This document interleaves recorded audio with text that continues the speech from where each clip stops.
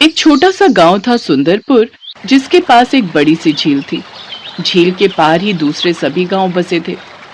झील के किनारे पर गांव के कुछ नाविक अपनी अपनी नाव लेकर खड़े हो जाते थे और जिसको उस पार जाना होता था उस सवारी को बिठा लेते थे। उन्हीं नाव वालों में से एक था किशन, पर बाकी नाव वाले इतने चालाक थे कि वो किशन को सवारी लेने ही नहीं देते थे। ओ भैया, झील के उस पार जाना है, कितने पैसे लोगे? साहब जो ठीक लगे दे देना।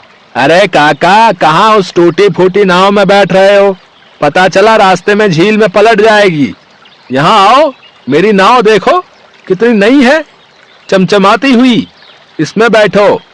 पर हाँ, पैसे थोड़े ज्यादा हैं। अरे कोई बात नहीं, पैसे ज्यादा होने से कम जान पर तो बात नहीं आएगी है? छोड़ो, मैं तुम्हारी टूटी हुई नाव पर क्यों बैठूं भैया? है, मैं वहां नई नाव पर बैठूंगा। हाँ। किशन बेचारा उदास हो गया। उसके साथ अक्सर ऐसा ही होता था। अब तो वह इतना परेशान रहने लगा कि उसके घर में एक समय भी बहुत मुश्किल से खाना बनता। क्या आज भी कोई सवारी नहीं मिली? बच्चों ने पिछले 2 दिन से कुछ भी ठीक से नहीं खाया है। नहीं शारदा, मेरी टूटी फूटी नाव की वजह से कोई भी सवारी मेरी नाव में बैठने को ही तैयार नहीं होती। इसी वजह से सारा काम खराब हो रहा है। देखता हूं, शायद कल कोई सवारी मिल जाए तो थोड़े पैसे आ जाएंगे। सबसे पहले नाव की मरम्मत ही करवाऊंगा ताकि थोड़ा काम बढ़ सके। पर अगली सुबह जब किशन काम के लिए उठा तो उसने देखा कि बाहर बहुत जोरों की बारिश हो रही है। पर किशन को काम के लिए जाना जरूरी था, इसलिए वो तैयार हो गया। पत्नी शारदा ने उसे इतनी बारिश में जाने के लिए मना किया, पर किशन की मजबूरी थी इस बारिश में काम करना, इसलिए वो झील किनारे पहुंच गया। वहां आसपास कुछ नाव वाले पेड़ के नीचे खड़े थे और बारिश रुकने का इंतजार कर रहे थे। तभी एक आदमी अपनी गर्भवती पत्नी के साथ वहां आया। भैया जी, मेरी पत्नी की तबीयत बहुत खराब है और यहाँ गांव में कोई अस्पताल नहीं है। मुझे झील पार वाले गांव जाना होगा, जहाँ बड़ा अस्पताल है। जरा झील पार करवा दो। अरे ना भैया ना, इतनी तेज बारिश में हम तो झील में नाव नहीं उतारेंगे। बेकार में नाव पलट गई तो हम भी जान से हाथ धो बैठेंगे। एक एक करके सभी नाव वालों ने उस मजबूर आदमी को मना कर दिया, पर किशन ने झील पार करवाने के लिए हाँ कर दी। भैया जी, चिंता मत करो, मैं आपको झील पार ले चलता हूँ। आओ, मेरी नाव में बैठ जाओ। हाँ हाँ, जाओ जाओ, इसकी टूटी फूटी नाव में जाओ। देखना कोई नहीं बचेगा इसकी नाव में तो। इतनी टूटी फूटी और पुरानी है कि इस तेज बारिश और तूफान के बीच रास्ते में ही डूब जाएगी। है सुनिए, दर्द बर्दाश्त नहीं हो रहा, जल्दी कीजिए। सुनो भैया, ध्यान से नाव चलाना, मेरी पत्नी की हालत बिगड़ रही है। चिंता मत करो भैया जी, मैं आपको सुरक्षित पहुंचा दूंगा। वो पति पत्नी किशन की नाव में बैठ जाते हैं। बारिश थोड़ी हल्की हो गई थी।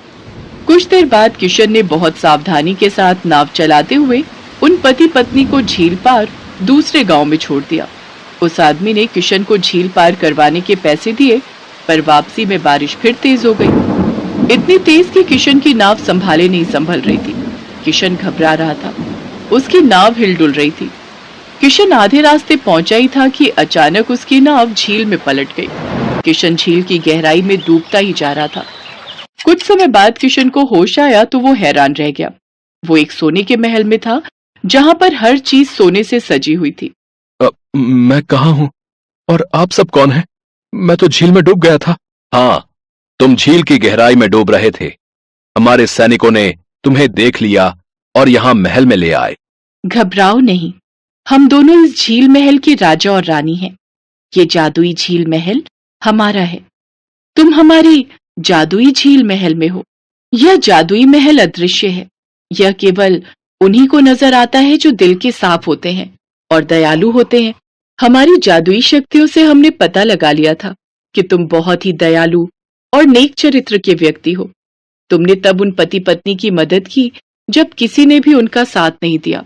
तुम्हारे इसी अच्छे स्वभाव की वजह से हमने तुम्हारी जान बचाई है, और हम ये भी जानते हैं कि तुम बहुत गरीब हो और तुम्हारी नाव टूटी हुई है। क्या करूं, मेरी टूटी हुई नाव की वजह से ही मेरी नाव पर कोई नहीं बैठता, और आज इसी वजह से मेरी नाव डूब गई। अब तो जो थोड़ी बहुत नाव ठीक थी वो पूरी तरह से नष्ट हो गई है। अब मैं क्या करूंगा, कहां से पैसे लाऊंगा, घर पर शारदा और बच्चे भी इंतजार कर रहे होंगे। उन्होंने भी सुबह से कुछ नहीं खाया होगा। किशन जोर जोर से रोने लगा। घबराओ नहीं, तुम यहाँ से खाली हाथ नहीं जाओगे। हम तुम्हें ढेर सारा सोना देंगे, जिससे तुम्हारी गरीबी दूर हो जाएगी और तुम सुख से अपना जीवन यापन कर सकोगे। हमारी ओर से ये तुम्हें तुम्हारी दयालुता का उपहार रहेगा। सैनिकों, ढेर सारा सोना पोटलियों में भर कर ले आओ। कुछ देर बाद झील महल के सैनिक बड़ी बड़ी पोटलियों में ढेर सारा सोना भर कर ले आते हैं। झील महल के राजा और रानी किशन को सोने से भरी वो पोटलियां उपहार में देते हैं। किशन की आंखों में खुशी के आंसू थे। किशन के सामने एक जादुई सोने की नाव प्रकट हो जाती है। वहां के राजा और रानी किशन को उस नाव में बैठने के लिए कहते हैं। किशन उस नाव में बैठता है और झील की ऊपरी सतह पर आ जाता है। किशन देखता है उसकी पत्नी, बच्चे और सभी गांव वाले वहां किनारे पर खड़े हैं। सभी गांव वाले कह रहे थे कि आपकी नाव झील में पलट गई है, पर भगवान की कृपा से आप सकुशल आ गए। बस यही समझ लो सुजाता कि आज भगवान के कुछ फरिश्तों ने ही मेरी जान बचाई है। मैं तुम्हें घर चलकर सब बताता हूँ। किशन अपनी पत्नी और बच्चों के साथ घर जाता है और उन्हें सारी बात बताता है। सब लोग बहुत खुश होते हैं। गांव वाले भी किशन को किस्मत वाला मानते हैं। किशन ने उस सोने को बेचकर अपनी जिंदगी के सारे दुख दूर कर लिए।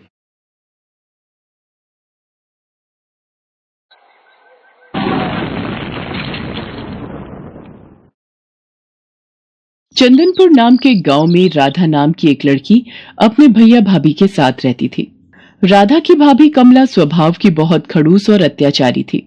वो चाहती थी कि राधा की शादी किसी भी ऐरे गहरे से हो जाए, तो शादी का खर्चा करने से वो और राधा का भाई दोनों बच जाएंगे।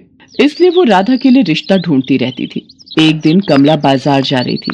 रास्ते में उसने देखा एक बहुत ही मजबूर और गरीब भिखारी लड़का अपनी बूढ़ी माँ की दवाई के लिए लोगों से भीख मांग रहा था। वो कमला के पास आता है और उससे कुछ पैसों की मदद मांगता है।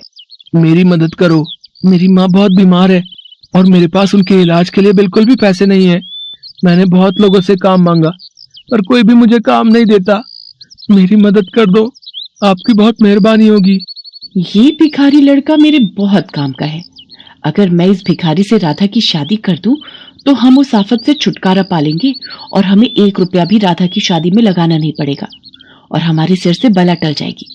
फिर हम पति पत्नी आराम से रह सकेंगे।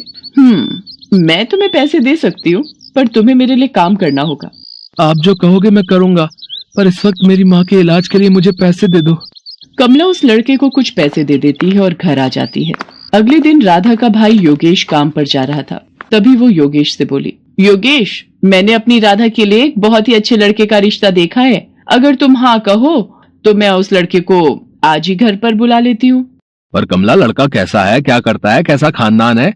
हमें ये सब भी तो देखना पड़ेगा कि नहीं? बस आ गई ना वही बात तुम्हारे दिमाग में। तुम तो सोचते हो कि मैं कमला की भाभी हूँ। माँ होती तो वो उसके लिए अच्छा रिश्ता ढूंढ कर लाती। रहने दो, तुम तो मुझे अपना समझते ही नहीं हो। भला मैं अपनी राधा के लिए कोई गलत रिश्ता ढूंढ कर थोड़ी ना लाऊंगी। नहीं नहीं, मेरा मतलब वो नहीं था। अच्छा ठीक है, शाम को तुम लड़के को घर पर बुला लो, मैं जल्दी घर आ जाऊंगा। है कमला जिस लड़के को घर पर बुलाती है वो कोई और नहीं बल्कि वही भिखारी लड़का था जिसकी मदद उसने बाजार में की थी। उस लड़के का नाम सोहन था। ये सारी युक्ति कमला की ही थी। उसने सोहन को अच्छे कपड़े खरीदने के लिए पैसे दे दिए थे ताकि वो देखने में अच्छे खानदान का लगे। सोहन तैयार होकर घर आ जाता है। सोहन की मजबूरी ये थी कि वो एक गरीब भिखारी था और कमला ने उसकी माँ के इलाज के बदले में जो शर्त रखी थी वो उसे मजबूरी में माननी पड़ी।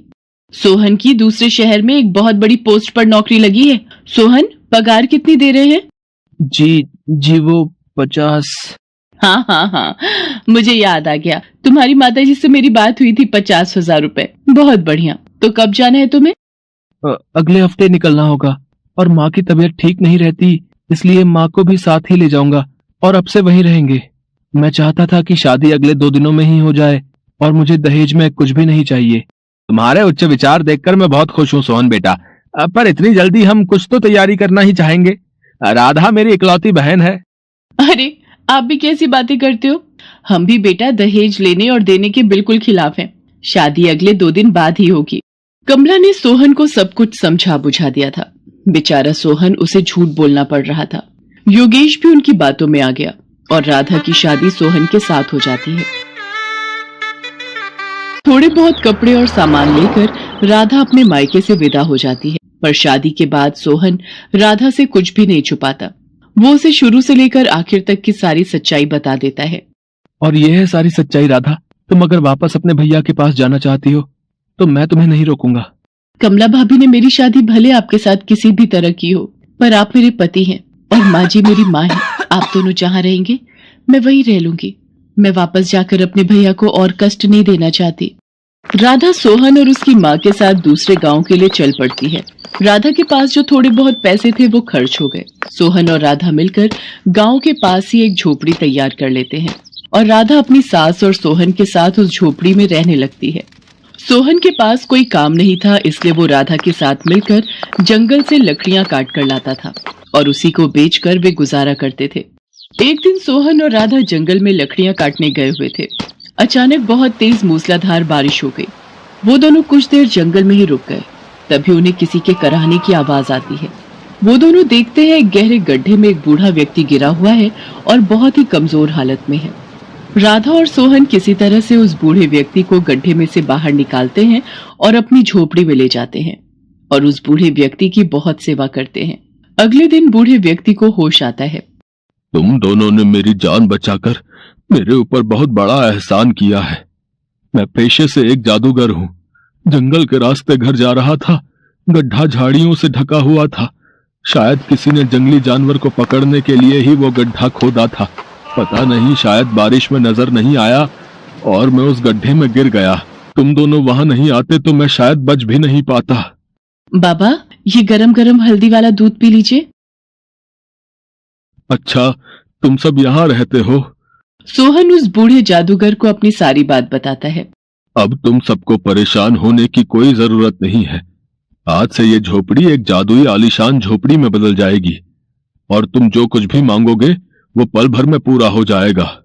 इतना कहकर वो बूढ़ा जादूगर वहां से चला गया और उनकी वो झोपड़ी आलीशान बन गई। अब राधा, सोहन और उसकी माँ आराम से उस आलीशान झोपड़ी में रहने लगे। उनके पास किसी भी चीज की कोई कमी नहीं थी।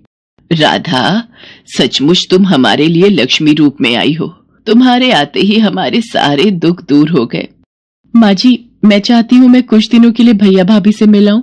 हाँ हाँ, सोहन तुम्हें तुम्हारे मायके जरूर ले जाएगा। राधा बहुत सारे उपहार और मिठाइयाँ लेकर अपने भैया भाभी से मिलने जाती है। योगेश अपनी बहन राधा को देखकर बहुत खुश था, पर कमला की तबीयत बहुत दिनों से खराब थी। शायद उसने जो गलतियां की थी उनकी वो सजा भुगत रही थी। राधा, मैंने तुम्हारे भैया को सारी सच्चाई बता दी है। पता नहीं कैसी बीमारी लगी है कि ठीक होने में ही नहीं आ रही। मुझे माफ कर दो राधा। भाभी, ऐसा न कहो, आप बिल्कुल ठीक हो जाओगे। राधा वापस अपने घर जाती है।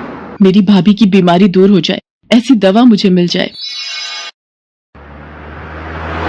राधा वो दवाई अपनी भाभी को पिलाती है और उसकी भाभी बिल्कुल ठीक हो जाती है और राधा को गले लगा लेती है। उस दिन से राधा अपने परिवार के साथ खुशी खुशी जीवन बिताने लगती है।